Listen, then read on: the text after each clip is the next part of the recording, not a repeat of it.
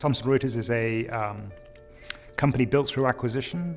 It is focused on 4 major industries: finance and risk, legal, tax and accounting, and IP and science.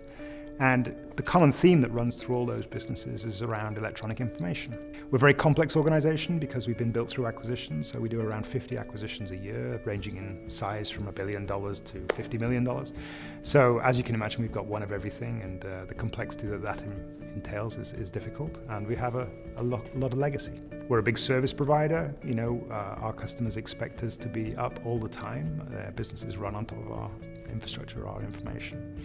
And we run large data centers, and we're very much a global company.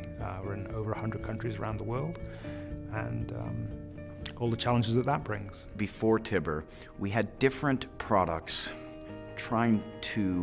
in different pockets of the company, trying to do things to build communities. But nobody was really happy with the overall experience. No communities were being all that successful.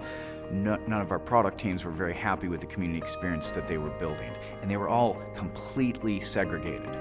So when we talked to the different groups, they all wanted an improved experience, and they all wanted to be able to have these communities connect across the different products, across the different websites, and even across our different markets. We said we've got a real chance to be an innovator here and integrate a community experience into our legal products, into our tax and accounting products, into our science products, and really grow a customer community in each of these segments to drive more value for our customers, to drive more value for Thomson Reuters, ultimately help our customers do their job more effectively by integrating a modern social media-like experience into our products. Where tibbr, I think, differentiates itself from its competitors is when you get under the hood. So we looked at 16 different enterprise social companies. We did an RFP with 6, and we did a technical proof of concept with the final 4. And really, it wasn't until the technical proof of concept happened that tibbr really differentiated itself from its competitors.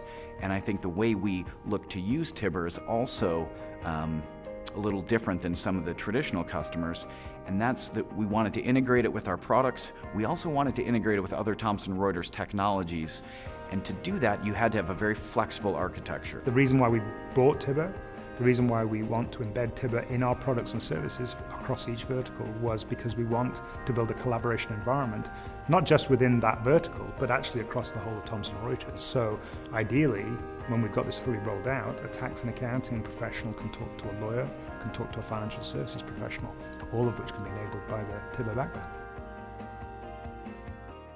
We have about 20,000 registered customers using tibbr.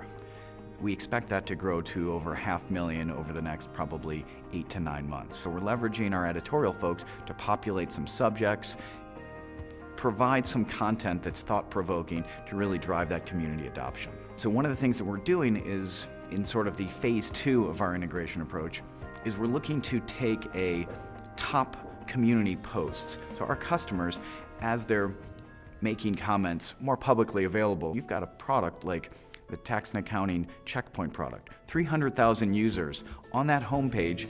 Every week you'll have the ability to have one of your posts be visible to all of your peers. And I think that ability to recognize quality talent, quality posts, quality content that people are creating is really something that you wouldn't be able to do if you didn't have a platform that could break down into its components and integrate nicely in a variety of ways. We've even got customers answering other customers' questions using tibbr, which is phenomenal, right? And really changes the nature of the relationship between our customers and our products. So it's been a big success.